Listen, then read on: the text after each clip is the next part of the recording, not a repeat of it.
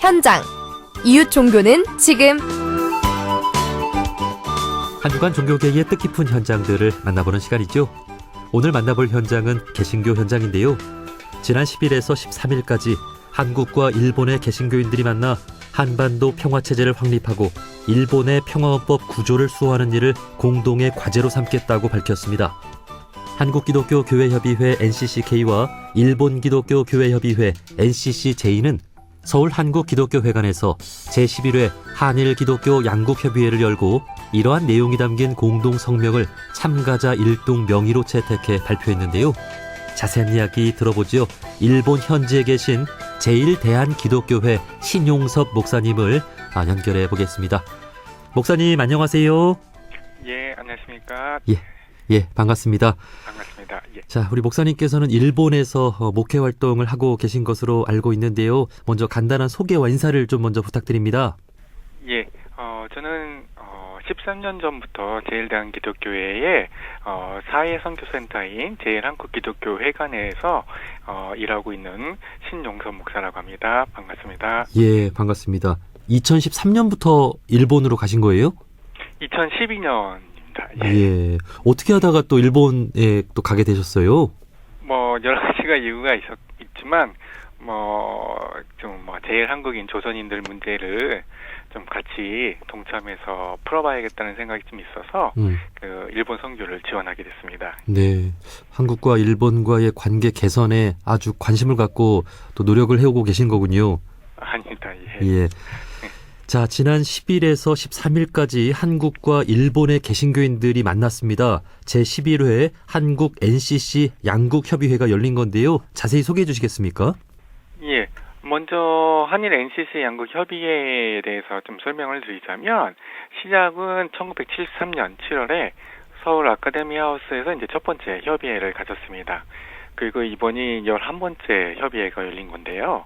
매번 교회 내의 문제뿐만이 아니라 정치적, 사회적 과제에 대해서 교회가 어떻게 대처해야 할지를 논의하고 이제 실천 과제들을 이제 공유해 왔습니다.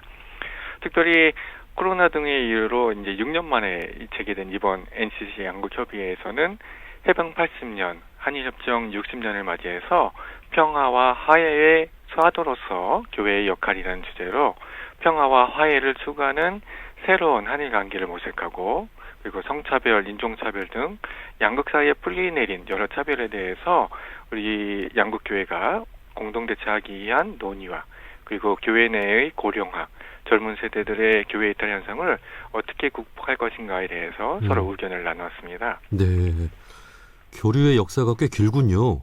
예, 그렇습니다. 예. 사실 한국과 일본 간의 그 역사 인식 차이가 있지 않습니까? 네. 그러다 보니 그 양국 간의 진정한 화해는 이루지 못하고 있는 게 현실인데 종교인이라면 다를까요?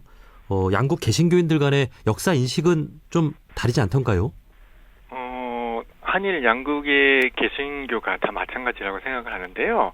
개신교 안에는 이제 보수적인 분들도 계시고 진보적인 분들도 계십니다. 그래서 전체적으로 개신교인들의 인식이 어떻다라고 제가 말씀드리기는 좀 어렵습니다. 다만 이번에 참가하신 분들의 경우에는 역사 인식에 대한 차이가 거의 없는 분들이었습니다. 예. 일본 측 참가자들은 과거 식민지 지배에 대한 책임과 반성의 마음을 가지신 분들이었기 때문에 이번 협의회 기간 동안에 역사 문제로 갈등 같은 것은 전혀 없었습니다. 제가 이번 협의회를 준비하면서 있었던 일을 하나만 말씀드리자면 네. 이번 한국 측에서 이제 자료집을 만드는데 그 표지에다가 한일 양국 협의회니까 태극기와 그 일장기를 이렇게 삽입을 해서 자료집 표지를 만들었습니다. 그래서 저한테 확인을 부탁하길래 저도 일본 측 NCC 총관사한테 확인을 부탁하면서 그 메일 보냈는데 그분에게 바로 이제 연락이 와가지고 예. 제발 일장기를 좀 빼달라고 이런 말씀을 하시는 거였어요. 왜요? 그래서 그 이유가 뭔가 들었더니 이 일장기를 가지고서 이 일본이 제국주의 시대 때 얼마나 많은 잔혹한 일들을 해왔냐. 식민지 지배를 당한 분들에게는 이게 고통일 수 있는데 우리는 이 일장기를 집어넣으면 우리는 갈 수가 없다. 그러니까 제발 빼달라. 이런 말씀을 하셨던 거죠. 그러니까 한국과 일본 종교인들 간의 만남이고 또 그에 대한 어떤 어떤 성명을 또 채택하고 하는 자리인데도 예, 예. 일본 국기는 빼달라. 그렇죠. 그러니까 그런 역사 문제에 관한 역사 인식이 아주 철저하신 분들이어 가지고 뭐 이번에 참석하신 분들은 대부분 이런 인식을 갖고 계신 분들이었기 때문에 오히려 한국의 참가자들을 다 절실하게 우리는 반성해야 된다라고 말씀하시는 경우도 있었습니다. 네, 일본인임에도 정말 종교인으로서 정말 역사를 올바로 바라보고 있고 또 정말 반성하는 마음으로 한국의 개신교인들과 이런 만남을 갖고 있는 거군요. 예, 그렇습니다. 그 일본 내에 이러한 역사 인식을 가진 분들이 많이 있나요? 제가 일본에서 이제 여러 인권 운동을 이제 같이 참여하고 있는데요. 그래서 그런지 몰라도 대부분 제 주변에는 이런 인식을 가진 분들이 많습니다만 전체적으로 보자면 안타깝게도 이제 소수에 불과합니다. 그러니까 예를 들자면 일본 개신교 내에서도 이런 가과서 문제에 대해서 언급만 하는 것만으로도 비판하는 분들이 계시죠. 네. 그러니까 아무래도 계속해서 인식을 공유해 나가려고 하는 노력이 필요한 부분이라고 저는 생각합니다. 네. 그 제가 알기로 그 한국 뭐 개신교인들 간의 만남뿐만이 아니라 한일 천주교인들 간의 만남도 있고 얼마 전에는 한일 불교인들 간의 만남도 있었더라고요. 예, 예. 자, 한국과 일본 간의 이 종교계와 시민사회에서 이런 만남들이 더 많아져야겠죠. 예, 맞습니다. 특별히 뭐 한일 불교인 간의 만남이라든가 한일 기독교인 간의 만남도 중요하겠지만요. 다른 종교들과의 만남도 중요하고 종교계와 시민사회와의 만남도 아주 중요하다고 생각을 합니다. 2020년에 동아시아 평화와 비핵화 그리고 역사정의 실현을 위해서 한국과 일본의 종교 시민단체에서 결성한 한일 하회와 평화 플랫폼이라는 모임이 있는데요. 예. 한국에서도 뭐 원불교를 포함해서 여러 종교들과 사회단체들이 일본 측의 종교계와 사회단체들과 활발히 교류하면서 그래서 매년 8월 15일에는 평화를 위한 성명서를 내고 있습니다. 그리고 내일은 한일 기본조약 60년을 맞이해서 한일 시민 공동선언을 발표하고 기자회견을 한일 양국에서도 할 예정인데요. 이렇게 종교계 시민사회 단체들의 만남이 더 많아지면 역사 인식에 대한 차이도 조금씩 줄어들 거라고 생각합니다. 예. 자, 아주 의미 있는 그 이제 모임입니다. 이게 한일 화해와 평화 플랫폼. 맞습니다. 저도 저희 프로그램에서 소개해드린 게 이제 몇 년 전인데 계속해서 진행 중이군요. 예, 그렇습니다. 네, 여기에는 이제 다양한 종교인들 그리고 시민사회 인사들이 함께하고 있는 거죠. 예, 맞습니다. 예. 자, 얼마 전에 있었던 그 한국과 일본 개신교인들 간의 이 만남 소식을 좀 더 자세히 들어보겠습니다. 자, 이 자리에서 양국 개신교인들이 그 공통의 역사인식을 갖고 공동 성명을 발표했어요. 그 내용 자세히 소개해 주시겠습니까? 예.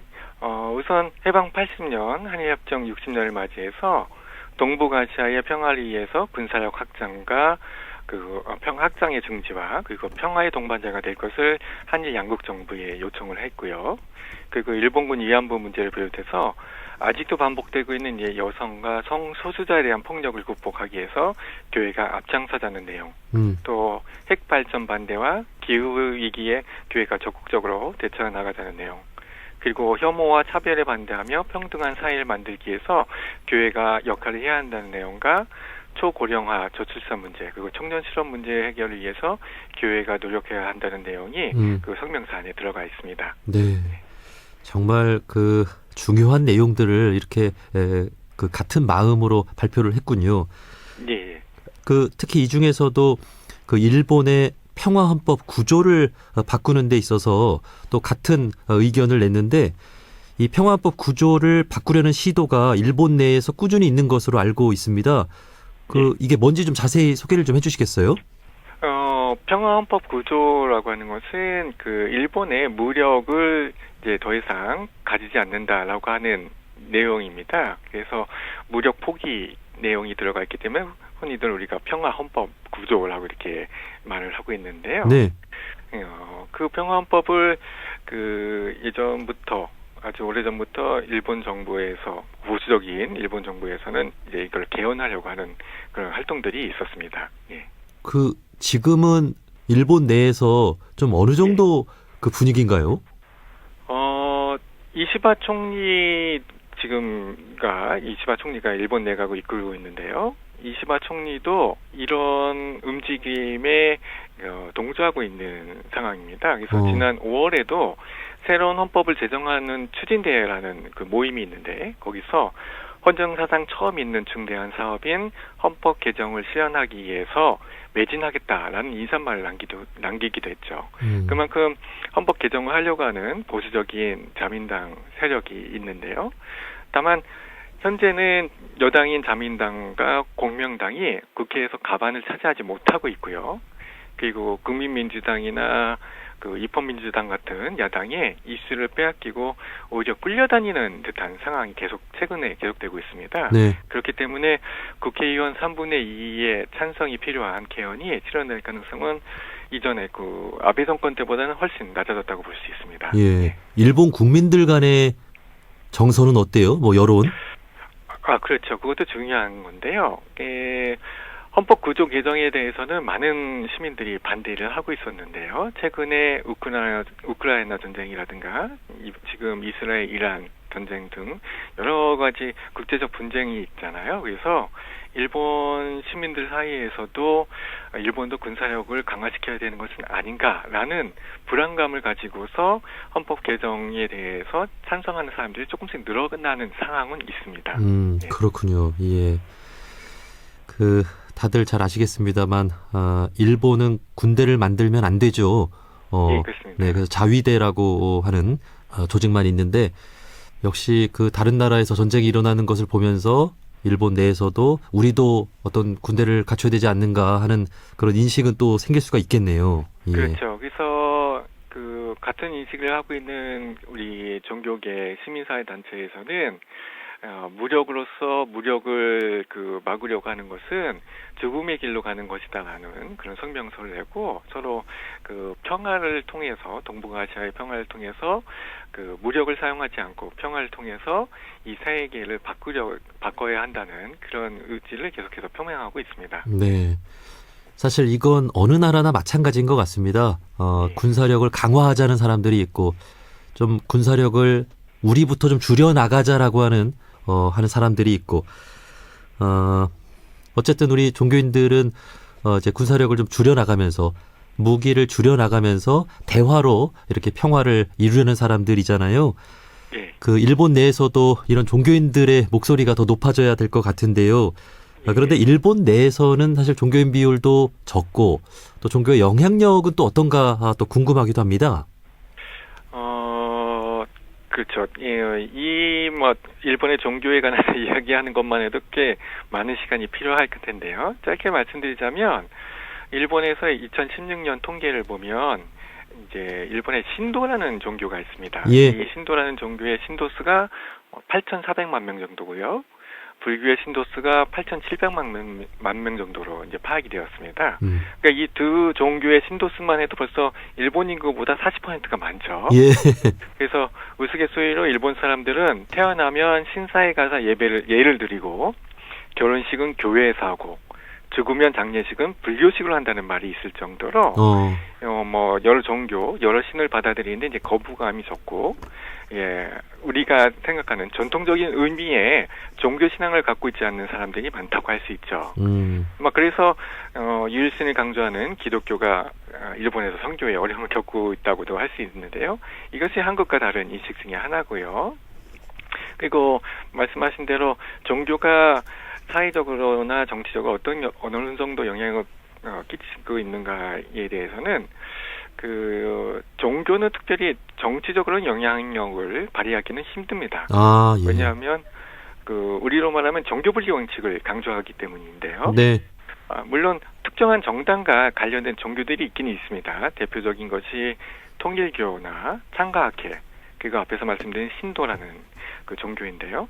여당인 자민당과 공명당하고 관계를 맺고 있죠. 그리고 통일교는 아베 총리 사건으로 인해서 그 폐해가 드러나면서 이번에 종교법인 해석명령을 받기도 했습니다. 근데 일반적인 사람들, 일반 시민들은 이런 종교가 그 정치와 결탁하는 거에 대해서 되게 반대를 하고 거부감이 많이 있고요. 불교나 개신교, 카톨릭 등 대부분의 종교는 일본 제국주의 시대에 종교가 통폐합되는 문제, 그리고 종교가 정치와 결탁했을 때 폐해를 경험했기 때문에 정치와 거리를 두려고 하는 경향도 많이 있습니다. 물론 정치 이슈에 대해서 메시지를 내거나 하는 활동을 하지만 정치와 결탁해서 영향력을 끼치려고는 하진 않기 때문에 정치적으로 영향력을 많이 끼치지는 않는다고 볼 수 있을 겁니다. 네. 우리나라는 이제 종교인들이 좀 더 깨어 있고 또 정치 참여도 활발히 하고 예. 또 정치인들도 종교 지도자들을 찾아뵙고 여러 조언도 듣고 네. 예. 그렇게 또 많은 영향력을 또 끼치고 있는데 일본 내에서의 종교라는 것은 조금 우리와 다르다는 차이가 있죠. 네, 예. 생각이 듭니다. 네. 물론 이시바 총리가 총리 선거에 나갈 때 우리도 말하면 이제 결단식, 출정식을 할 때 신사 앞에서 사진을 찍었습니다. 그게 이제 신문에 보도가 되었는데, 네. 그러니까 신도를 믿고 있는 사람들을 겨냥해서 그렇게 사진을 찍거나 하긴 하죠. 그렇지만 실제로 그 신도나 그 창가학회 이외에는 정치적으로 그렇게 종교를 이용하는 것에 대해서 되게 거부감을 많이 느끼는 사람들이 많습니다. 예, 예.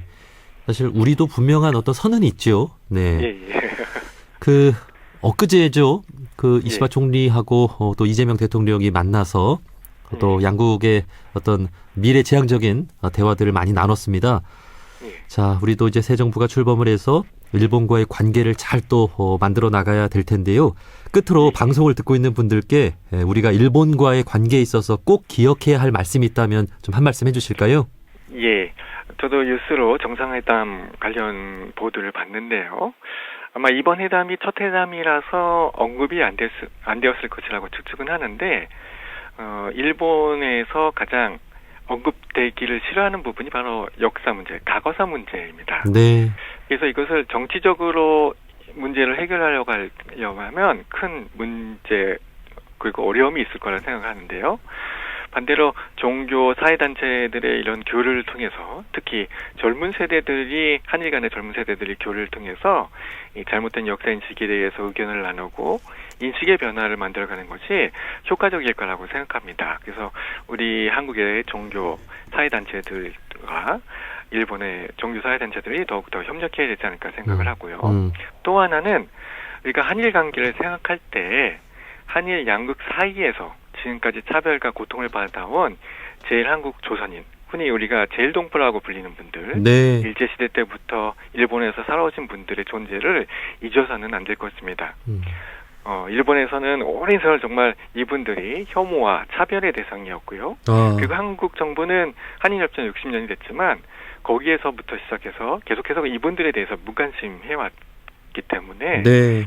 이렇게 방치되어 온 제일한국 조선인 문제를 해결하기 위해서도 양국이 서로 협력할 수 있기를 바랍니다. 예.